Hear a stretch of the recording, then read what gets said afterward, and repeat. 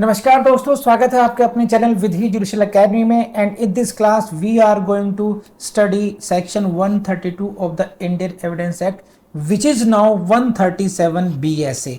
भारतीय साक्ष्य अधिनियम का जो 130 सेक्शन है, 137 जो सेक्शन है वो पहले था section number 132 Indian evidence act. There is no change at all, same है सब कुछ, बस आपको धाराएं यानी कि सेक्शंस को एडजस्ट करके समझना है। So let's start the class. Now let's move to section, very important section is 132. So let's start section 132 and very important for this. Witness not excused from answering on ground that answer will criminate. Question यहां पर यह है कि क्या किसी witness को किसी question का आंसर देने के लिए बाध्य किया जा सकता है? Section 132 very important for your prelims, very important for your mains. And for it to understand it in a better way, you should also read the section 179 of the IPC. So let's start with the 179 IPC first. What it says: whoever being legally bound to state the truth on any subject to any public servant refuse to answer any question demanded of him. It means what? If public servant, any public servant puts a question to you, okay, and you are bound to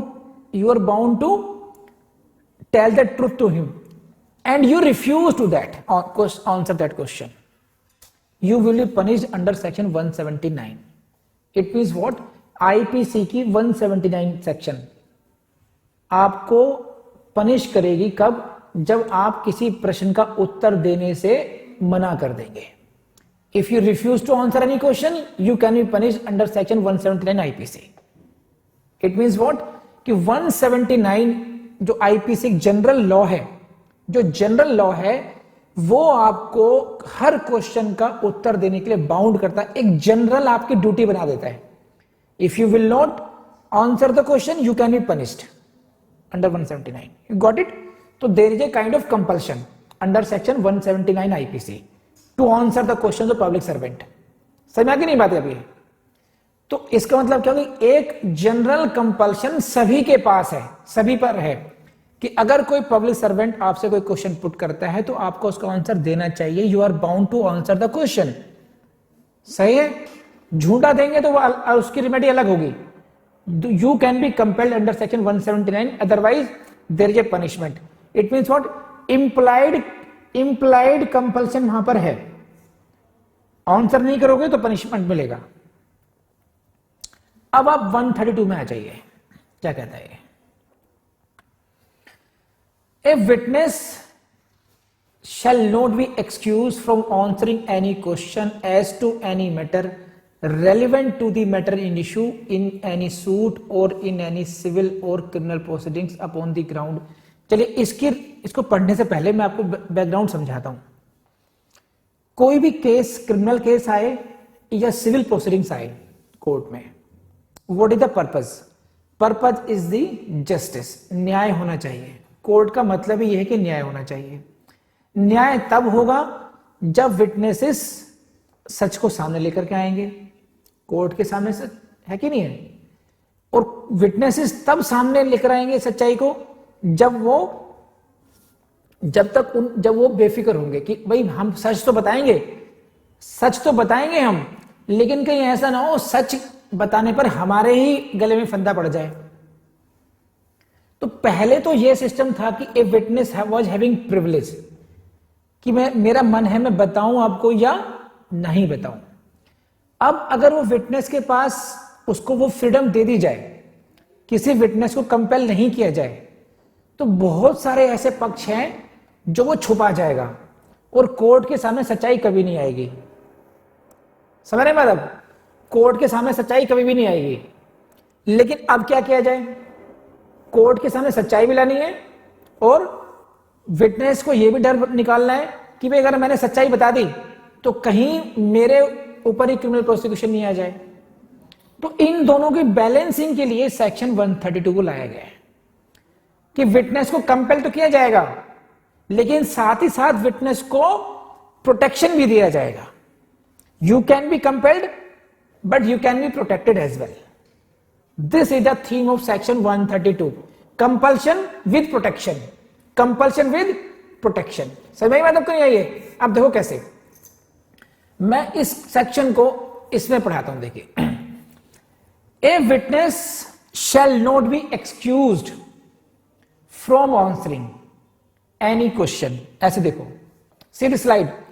any witness shall not be excused from answering any question. किसी भी प्रश्न का उत्तर देने के लिए उसको excuse, मना करने के लिए एक्सक्यूज नहीं किया जा सकता, यानी कि ही कैन बी कंपेल्ड, है कि नहीं है?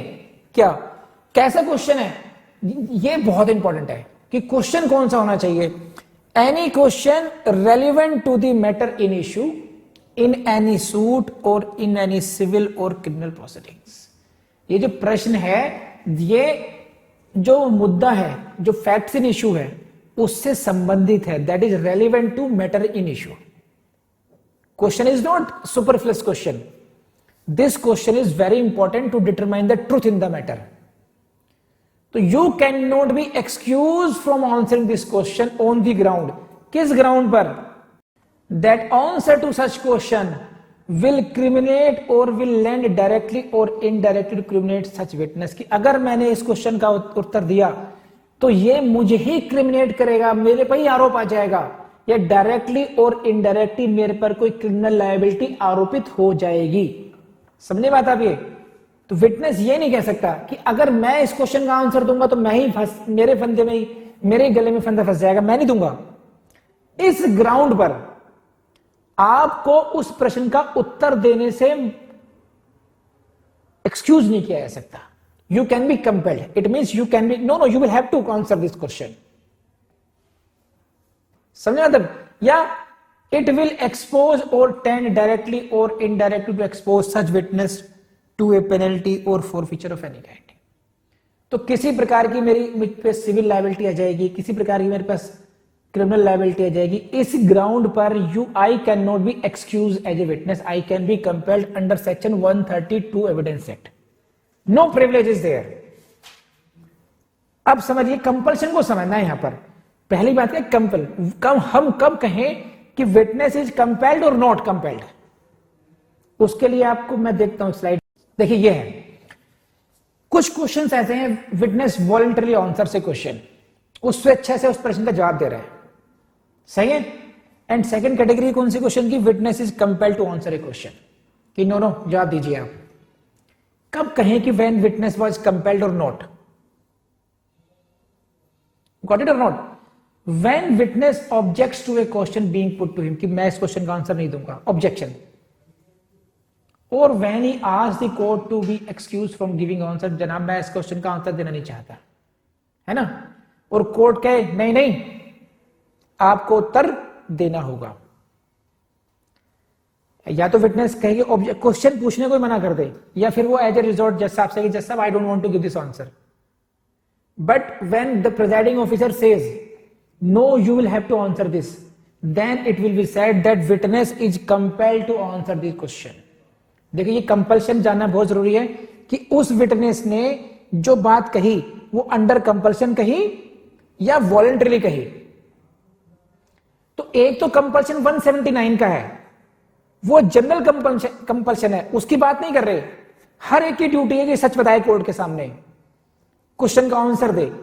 ये कौन से कंपल्शन की बात कर रहे हैं? जब when a presiding officer says you will have to answer the question, ये कंपल्शन है to answer a question. This is not compulsion to speak truth in general. It is a compulsion to answer a particular question, and compulsion imposed by the presiding officer himself when the witness hesitates, when the witness desires कि I am not ready to give the answer, no you will have to answer this case, you will have to answer this question। तो हम उस compulsion की बात कर रहे हैं। क्यों बात कर रहे हैं? अब सेक्शन पढ़िए, क्यों बात कर रहे हैं, समझिए इस बात को। यहां तक बात आपने समझ ली कि कंपेल किया जा सकता है, उस ग्राउंड पर एक्सक्यूज नहीं किया जाएगा उसको कि मुझे इनक्रिमिनेट होगा, सिविल लायबिलिटी आ जाएगी। अब इसके प्रोविजन पढ़िए, क्योंकि प्रोविजन, ये प्रोविजो है, it gives protection to the witness. कैसे?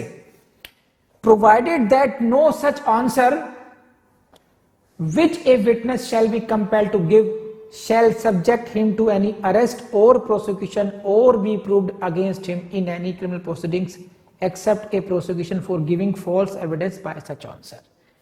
हिंदी में समझ लीजिए अच्छी तरीके से. देखिए क्या, provided that no such answer, no such answer means answer under compulsion, है ना. आप कहां थे उस दिन? मान लीजिए मर्डर केस है, एक मर्डर केस है और मर्डर हुआ कनॉट प्लेस में, सही. आप विटनेस के रूम ला लिए गए, आपसे पूछा जाए भाई उस रात को आप कहां थे? अब ये तो मुझे अंदर पता है कि मैं भी वहीं था. अब जैसे मैं ये बताऊंगा वैसे ही मामला गड़बड़ हो जाएगा. हो सकता मुझ पे आप दे, नहीं सर मैं ये बताना नहीं चाहता. कोर्ट ने कहा कि you are being compelled, you आपको बताना होगा. तो मैंने नो सच आंसर मतलब द आंसर मतलब वो आंसर जो कोर्ट के कंपल्शन में मैंने कहा. एक उदाहरण दिया मैंने आपको. दूसरी बात, को डिफेमेटरी सूट चल रहा है मान लीजिए, है ना, और विटनेस को बुला लिया गया. अब जिसने डिफेमेशन की है, कंप्लेंट ने कि मेरी मानहानि हुई, उसके बारे में कि आप क्या जानते हैं इनके बारे में? नहीं जनाब मैं नहीं कहना चाहता कुछ भी, है ना.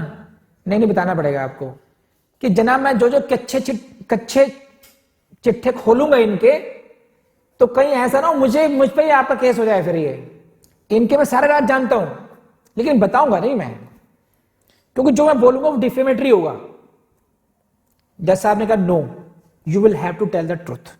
अब यहां पर जो विटनेस बोल रहे हैं वो अंडर कंपल्शन बोल रहा है. Witness is being compelled to disclose it. समझ रहे हैं आप? तो नो सच आंसर, कौन सा, किसका? The answer to a compelled testimony, जिसमें आपको कंपेल किया गया था. अब समझ गए इस लाइन का मतलब? Provided that no such answer which a witness shall be compelled to give shall subject him to any arrest, prosecution or be proved against him in any criminal proceedings. तो उस इसके इन आंसर को की वजह से इन पर कोई criminal proceedings नहीं चलाई जाएगी, इनको अरेस्ट नहीं किया जाएगा, इनके खिलाफ कोई मुकदमा नहीं किया जाएगा. सही है. एक्सेप्ट कौन सा हो सकता है? Giving false evidence. अगर उन्होंने झूठ बोला होगा उस आंसर में तो गिविंग फॉल्स एविडेंस का प्रोसिक्यूशन चलाया जा सकता है. अब उदाहरण समझ लीजिए, इन्होंने एक क्वेश्चन का आंसर देना नहीं चाहा, और जब इन्होंने बोलना शुरू किया तो that was quite defamatory to her. ठीक है.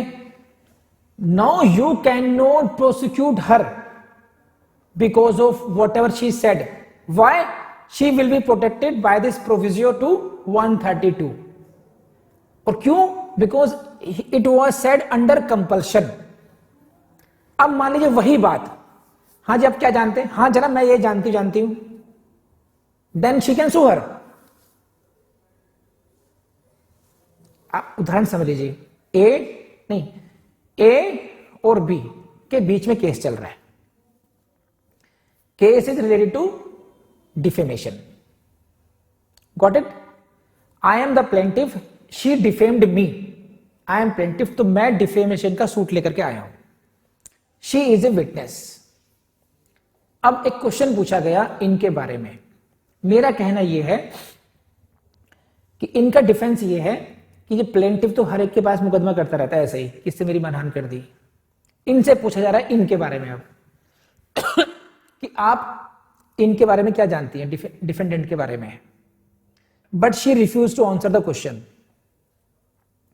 कि if I answer your question. Question इनके ये है कि आप इनके कैरेक्टर के बारे में या इनकी जनरल रेपुटेशन के बारे में क्या जानती हैं, जरा कोर्ट के सामने आप ये बता दीजिए. इन्होंने कहा no I will not let you. ये है पहला उदाहरण, है ना.